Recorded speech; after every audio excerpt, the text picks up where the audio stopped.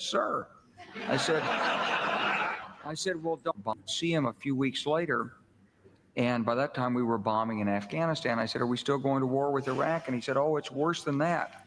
He said, he reached over on his desk, he picked up a piece of paper, and he said, I just got this down from upstairs, meaning the Secretary of Defense's office today. And he said, this is a memo that describes how we're going to take out 7 countries in 5 years, starting with Iraq and then Syria, Lebanon, Libya, Somalia, Sudan, and finishing off Iran. I said, is it classified? He said, yes, sir. I said, well, don't show it to me. And I saw him a year or so ago, and I said, you remember that? He said, sir, I didn't show you that memo. I didn't show it to you. I'm sorry, what did you say his name was? This is Wesley Clark. Wesley Clark pointed out something that, I don't know, was known for over a decade, if not longer, that the plan was to reshape the Middle East using U.S. might and power, and that all things being equal, they were going to go through one government after the next, after the next, after the next, after the next. All right. And if you notice, Afghanistan, Iraq, Syria, Libya, Sudan is a basket case. And the last one standing, as Wesley Clark pointed out, was Iran. Now, rational human being says that if all of these governments are being taken down, just like Wesley Clark said, and if you know that the United States has a vested interest, meaning it is a clear point of view to do exactly what Wesley Clark said, how on earth do you as Iran sit on your fingers or sit on your hands as A, your proxies get decapitated, and B, a government comes in full of Zionists and you negotiate with that government as if the government is negotiating in good faith. And the guy you're negotiating with is Donald Trump, the one that murdered Soleimani, the one that's gone back on the deals with Palestine. And every signal in the world is telling you, you are going to be attacked. A genocidal regime that is backed by that same United States that has murdered hundreds of thousands of Palestinians, literally fangs dripping with blood. And you sit there as they signal over and over and over again that they're going to attack you, and the country that gives 80% of their military budget, that defends the starvation of human beings, that defends the burning alive of children, that is the government that you think is going to give you a fair exchange. They never were. As I told you on this channel over and over and over again, Lord knows I've told you for over a month now, for months even, that these negotiations are nonsense, that they were fake, that the entire point was to create a justification in order to attack Iran. I don't even have the chapter and verse knowledge of this as Brian Berletic, who goes and reading these policy documents. My analysis of this came as a rational response to what was being done, what was being said, meaning physical matter reality. So in the situation where you have the U.S. not being able to give a clear idea of what they're negotiating, A, they shouldn't even be negotiating with you in the first place, but there's that. But can't even give you a clear idea of what you should be negotiating, chooses a negotiating stance that is clearly breaching your red lines. And they choose a stance for the exact purpose of breaching your red lines in order to come up with a justification for an attack. Weapons of mass destruction in Iraq was already used. They used it again, weapons of mass destruction in Iran. And Iran sat there on their hands. Even when the situation came up for Operation, what is it, True Promise 1 and 2, the first True Promise wasn't a promise at all. All things being equal, it was pageantry. It was a show. It was pure theater where they set up a bunch of drones in the sky, told the U.S. exactly where the drones were going to be, and the drones were shot down. That is not deterrence. That's not anything. That's not showing anything. Do you really think those bloodthirsty monsters that have just murder women and children, where 70% of the population says burning kids alive is perfectly okay, that they are going to care about your theater. They do not. True Promise 2, you fired it off, you hit the base, but again, you did everything in your power not to, quote unquote, escalate, despite the fact that you were the one that was continuously being attacked and maligned. And True Promise 3, that you kept saying, it's coming, it's coming, it's coming. I swear, if war was won just by jawboning, Iran would be top of the line. It never comes. And your credibility goes up in smoke with it. You are in these fake negotiations. You're believing a man who I have no idea why you would trust even to babysit your dog, let alone to be an honest actor in negotiations. And you allow him to log you into a sense of security where you are then attacked. Every signal in the world was saying that Israel was going to attack and the United States was going to allow it to happen. Again, there is a level of dereliction of duty from the standpoint of a country and its responsibility to protect its citizens that is breathtaking here. And yes, I am sympathetic to Iran on this like nobody's business, because I feel for all of those people that just got killed. But this needs to be said. You need to know your opponent. Your enemy has been murdering people for 2 years, not other militaries, women and children. They have been murdering and starving women and children, with the United States government putting 80% of every bomb that's dropped, every bullet that's fired, every fire that is set. We have put 80% of that into it. We have gone against other countries in order to defend Israel's right to murder women and children. We have done that. We have went to the ICJ in order to defend Israel's right to starve entire populations, millions of human beings. We have stood by, watched, and supported as they shot starving people in the back who was running to get food. We watched them do all of that. What were you doing as we were watching them do all of that? What were you doing? What were you thinking? I got to be honest. I am mystified by this.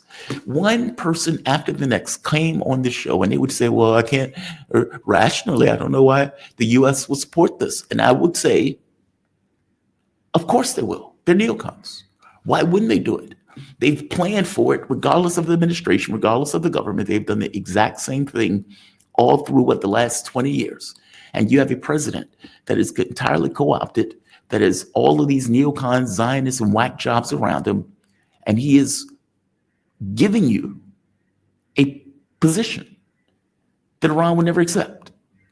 So why do you think he's being an honest arbiter? And they would say, well, I don't think it's rational for them to do it. And then I would say, okay, I don't know what the hell you're talking about. This was an attack, let's be very clear, by the United States and Israel. This is not oh my God, Israel went rogue. It's not that. And I understand that many people want to believe that because they want to somehow defend Donald Trump's, integrity. He has none. Liars, habitual liars lie, as I keep pointing out. Even me, rando hosts, looking at this, came to the assessment months ago that he's not being an honest actor in regards to these negotiations. And now, Iran, being lulled into a false sense of security, has just been hit with a massive attack. It sat there and allowed itself to be hit with a massive attack. Instead of waiting for this, you should have turned Israel into glass when you had the opportunity to do it with True Promise 3, when there was a back and a forth, and they hit you again, and you just stayed there, and you shook your fist at them as if shaking your fists mattered. You've been hit. The question now is, are you going to defend your country? And I am hearing a lot of jawboning coming out of Iran. They've apparently launched drones, but that's it. Now they are saying that the massive attack is going to be unlimited. It is going to be the largest attack in the history of attacks. And again, this to me is a lot of jawboning. The only language that should have came out of Iran was an immediate strike. I was told that Iran was on high military alert. Doesn't seem like it. I was told that Iran had already planned in their meeting their response. It doesn't seem like it. And instead, you have all of these bases that are effectively burning, all of these people that have effectively been killed, buildings attacked, meaning residential buildings attacked by Israeli missiles, military bases, nuclear sites, all of these things being hit. And where are we now? Where are we now? I'm going to show bits and pieces of this before my guest comes on. I have a really good selection of guests for today. Rubio immediately came out and said, we had nothing to do with this. We had nothing to do with this. Put out a presidential document. We knew nothing about this. We had nothing to do with this. And yet, it is impossible, completely and entirely impossible for Israel to strike Iran without the U.S. assistance and without the U.S. help. It is ludicrous for people to believe it. And yet, if you look on social media, there are actually some dingbats that actually believe that Israel did this, went rogue. A country who we pay 80% of every bomb that's dropped, every bullet that's fired, give it protection in the UN Security Council. And they honestly believe that Israel can give the U.S. an ultimatum for one, and that B, Israel can go rogue for two. It's nonsense. This is Trump putting out a message before it took place, right here. We remain committed to diplomatic resolution to the Iran nuclear issue. My entire administration has been directed to negotiate with Iran. There could be a great country, but we must first completely give up hope of attaining a nuclear weapon. Thank you for your attention on this matter.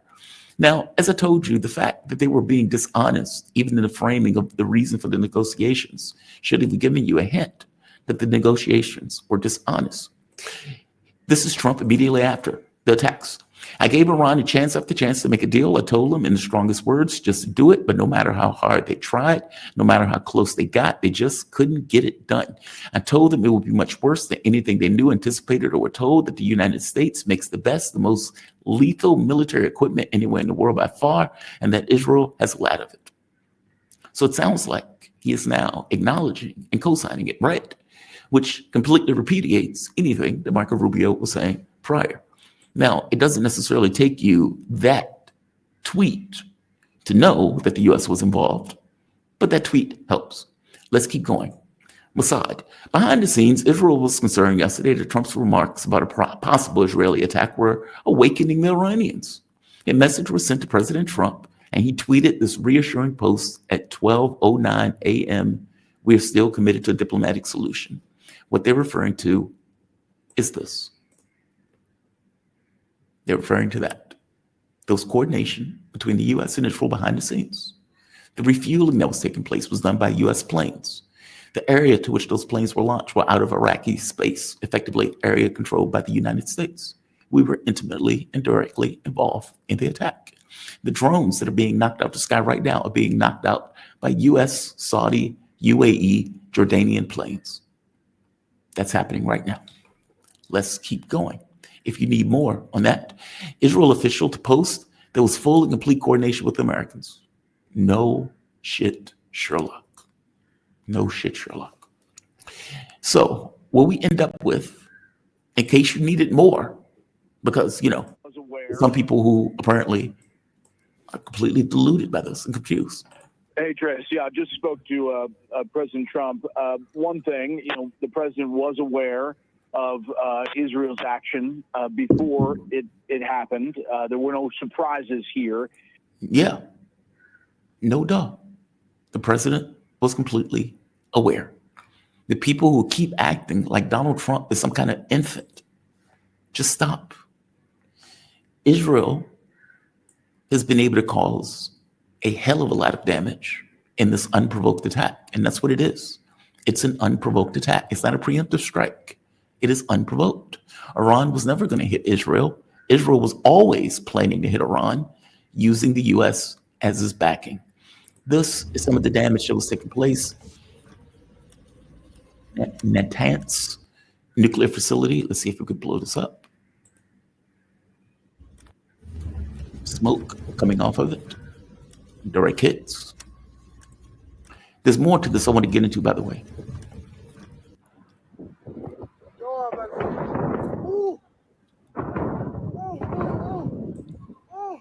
Another angle. Let's keep going. We also have buildings that have effectively been ravaged in these attacks. Oh, I see what I did. We also have buildings that have been completely ravaged in these attacks. As one example, let's go to this one, just so you can see how bad some of these attacks are. And let's be very clear, some of these were just on apartment complexes. Here is one.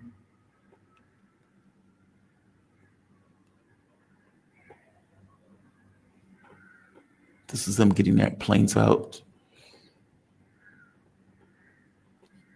This is one of the locations, I believe this is one of the apartment complexes that got hit.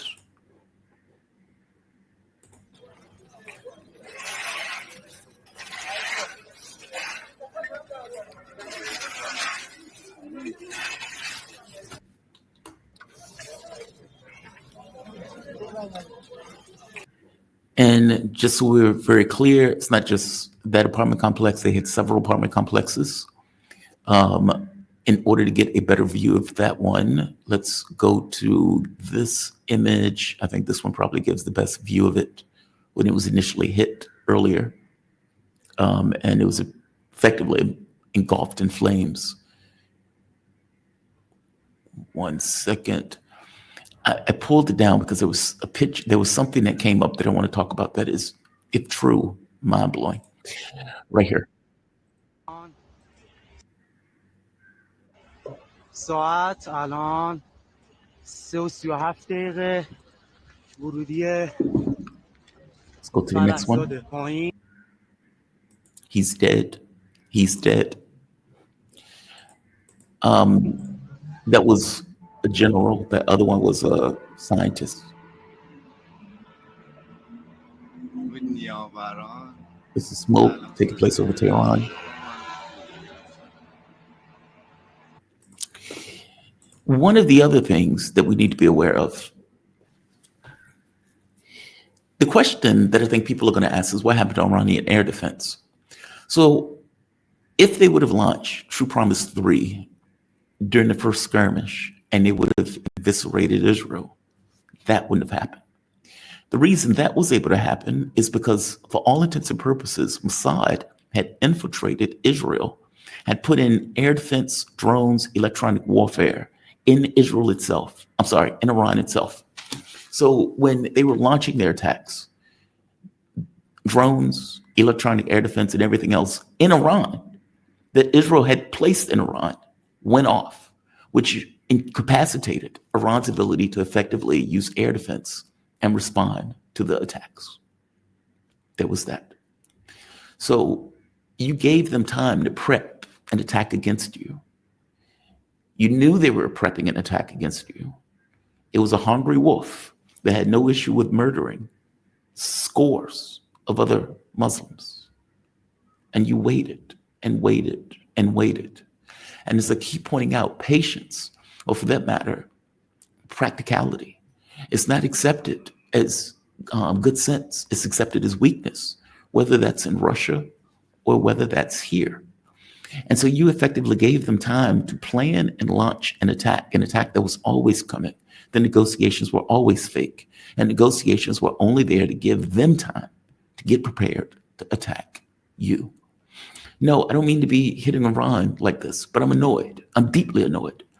Because when you spend 2 months pointing out something that is entirely obvious, and then it comes to pass, and everything that you said ended up being correct, that doesn't necessarily make you feel good. It makes you angry. There's more. Several people have been killed in Iran, many of which were nuclear scientists, some of which were heads in the IGC. So let's go to this one. This is a list of the people that we know of up to this point that have been killed. Our GC Chief of Staff, Hossein Salami, our GC General, Ghulam Rashid, 4 nuclear scientists or 3 nuclear scientists. These are all the locations in Tehran or in Iran that were attacked. These were in Tehran proper. These were other locations, Nance or Natanz nuclear site, Parchance nuclear facilities, military bases in Tehran and Qom province, Hamadan, Parichin, Qusar, Shirin, Tabriz, I think that one is called Ilam, Iraq heavy water facility, Kermanshah, and that one is Pirashara. And I may be pronouncing that wrong, but I think you get the point. There are lists of facilities that were effectively hit. There were a list of people that were killed, some of which being high-ranking officers, others being nuclear scientists. And of course, you have civilians that were killed because many of those attacks were taking place in residential areas.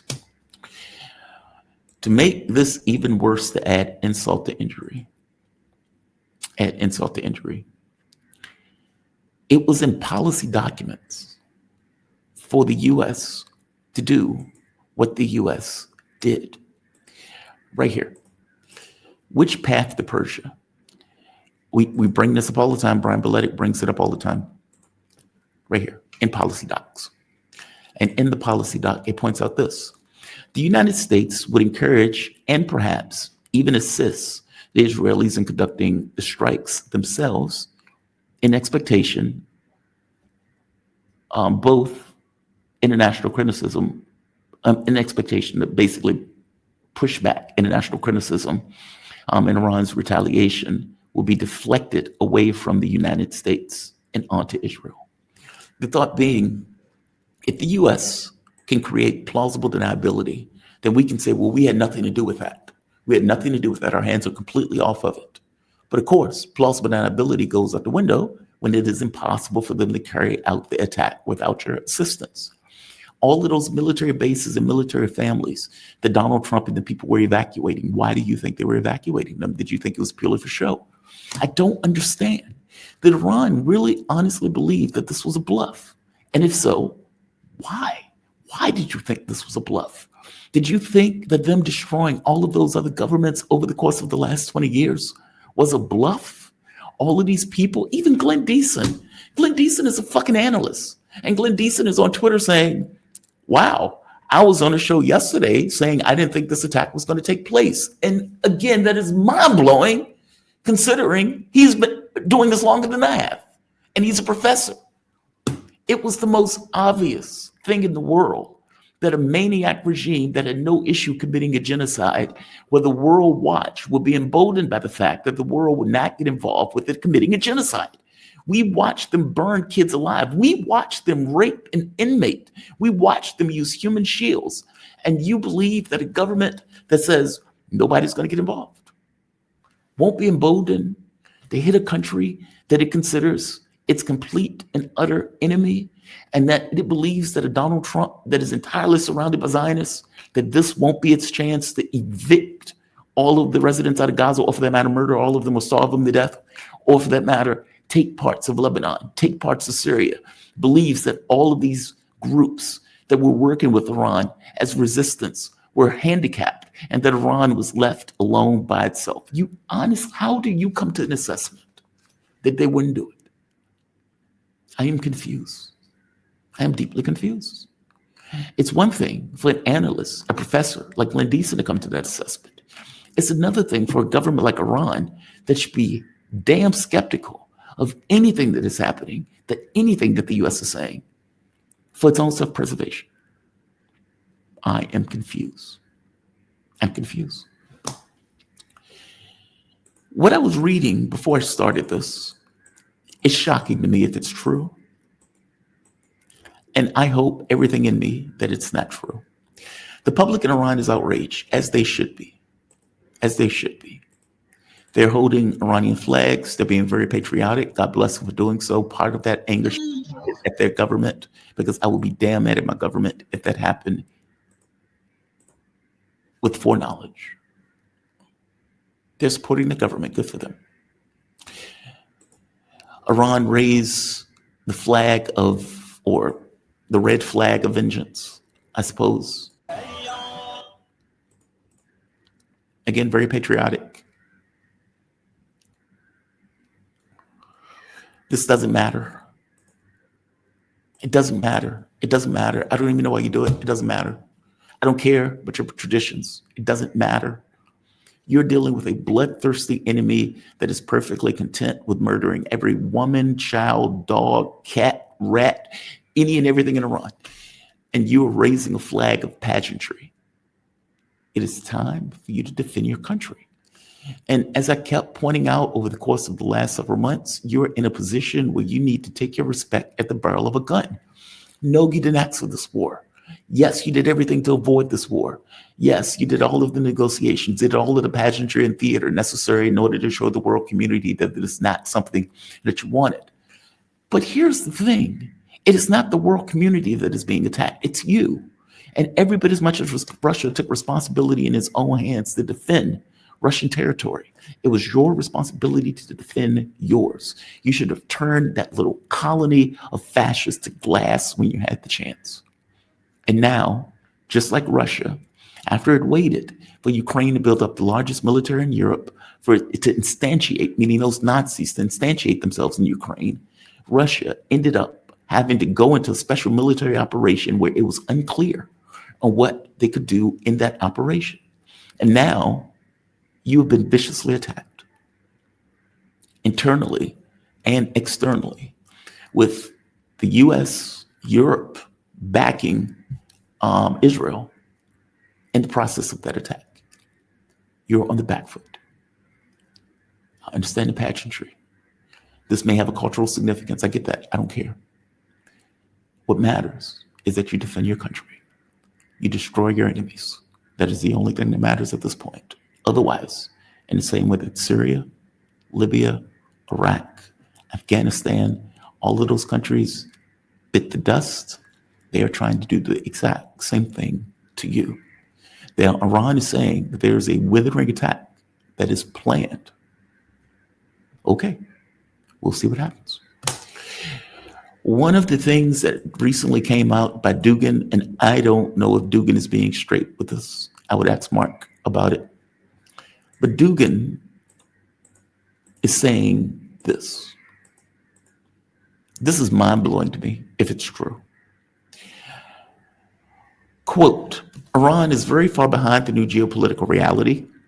We basically offered them a close military alliance, but certain forces in Tehran hoped for an agreement with the West. There was also the idea of creating a Russia-Iranian union state. No one in Tehran took it seriously, the Russian philosopher wrote on his Telegram channel. Earlier in the year, Russia and Iran signed a comprehensive strategic partnership agreement. Unlike the treaty signed between Russia and North Korea last year, the Russia-Iran agreement did not include a provision for collective security. If that is true, that is a breathtaking malfeasance of state. I hope that's not true. I hope Dugin is getting that wrong. I deeply, deeply hope Dugin has gotten that wrong. If the Russians offered you a security partnership, you should have taken it. You are surrounded by your enemies, full stop.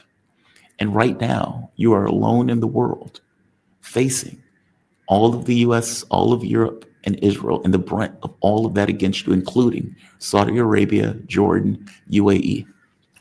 I also pointed out, by the way, that Saudi Arabia was not to be trusted. I pointed out that Saudi Arabia was not to be trusted. And the reason I pointed out that Saudi Arabia was not to be trusted is because it's a quisling and a vassal of the US government. And as a quisling and vassal of the US government, whatever they say to you, whatever hands they shake, whatever camaraderie that they're offering to you, at the end of the day, they're a vassal of the US government. And what is Saudi Arabia doing right now? It is opening its airspace for Israel, if not involved itself in knocking down the first batch of drones that Iran has sent to attack Israel. Amazing, right? But it's not amazing. This is a Game of Thrones. What's right and wrong doesn't apply. what applies is the first priority of state, defense. It is the first job of government to defend your state. It's just, I hit Burundi up when this first happened and I asked him if he was okay and safe. He said yes. And, my thing to him was, look, the monsters are at your gates. And you didn't ask for this war. Lord knows you did everything in your power to avoid it. But the reality of it is, it was always coming. And if you knew it was always, imagine for the moment that Russia said to itself, well, Europe and the US is not going to like us invading Ukraine. And because they're not going to like us invading Ukraine, we're just not going to do it. And we're going to allow them to set up NATO de facto in Ukraine. And we may even have European soldiers in Ukraine. And we're going to give them every weapon system that they can think of. We're going to let them effectively create a NATO Ukrainian state. What would have happened if that would have been the case? And do you think it would have gotten to a point where either provoked or otherwise that they would have at some point attacked Russia? And where would they have attacked Russia? Meaning they would have been in Russian territory from the beginning of that attack, right off the bat. How many people would they have killed? How many things would they have hit before Russia would have been able to respond to that attack? Is it a worst case scenario? Is that a worst case scenario? Or is it better that Russia did what it did? The condemnation of the world didn't matter in comparison to protecting your state. That's all I'm saying. Right now, Iran is apparently preparing a response. They're saying this response is going to be withering. They're saying that there are no limits to this response. And as we speak, Donald Trump is out there effectively saying Iran should come back to the negotiating table. No bullshit. He's really saying that. Iran should come back to the negotiating table. They should talk. They should negotiate. They should, come and sit with us. And we should hammer out a deal. Otherwise, it's just going to get worse. Netanyahu has come out and said, to paraphrase, you should let us destroy all of your nuclear sites. You have no more air defense. You're defenseless. And so you should let us basically destroy everything. And if you let us destroy everything, we'll leave you to your devices. Think about that. A country that has murdered hundreds of thousands of people over the course of 2 years is saying, trust us, we'll leave you to your devices. And Iran is standing by itself in this situation.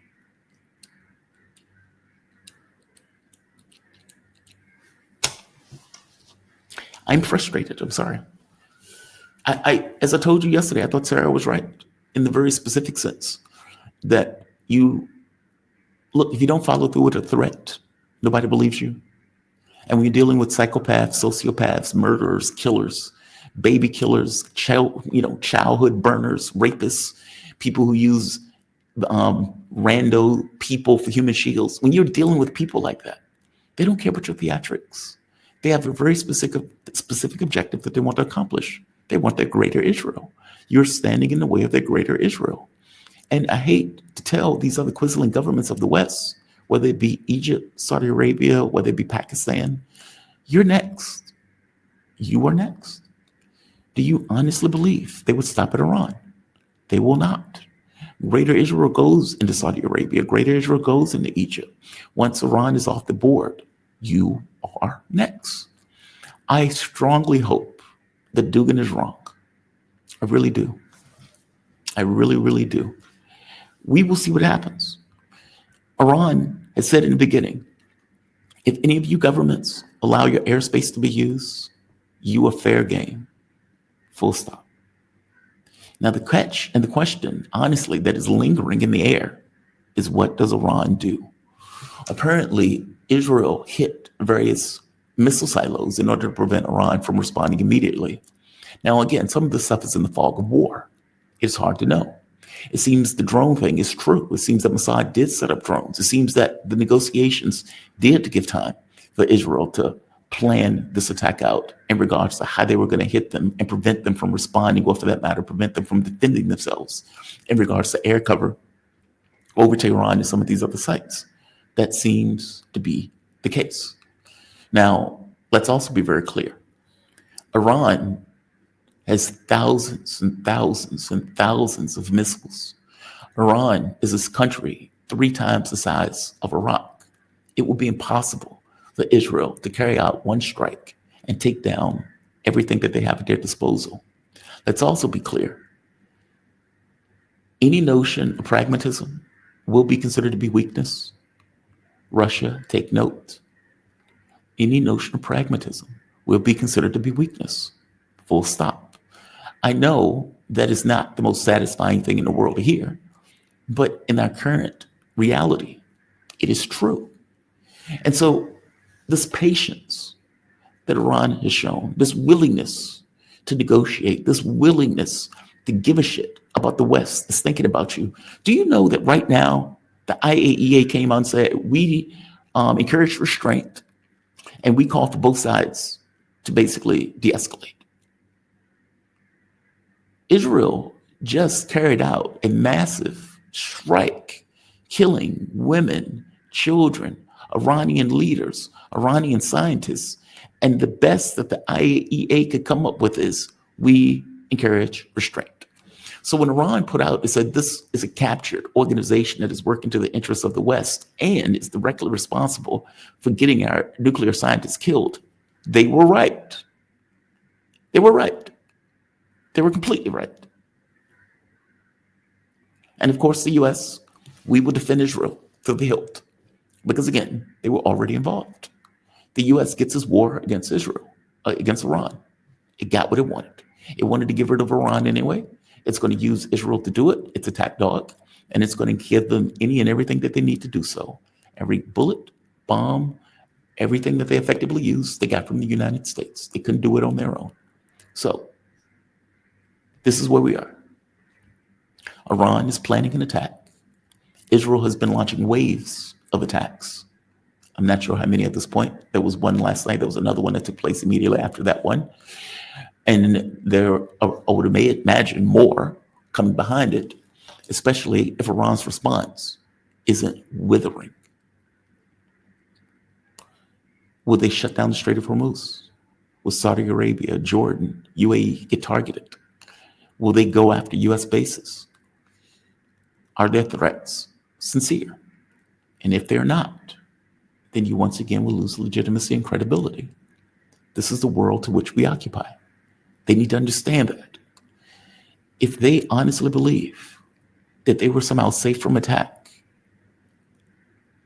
that is breathtaking naivety. That is breathtaking naivety.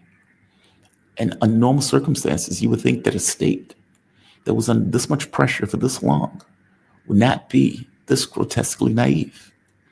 I hope that's not the case. I suppose we will find out. I suppose we'll find out.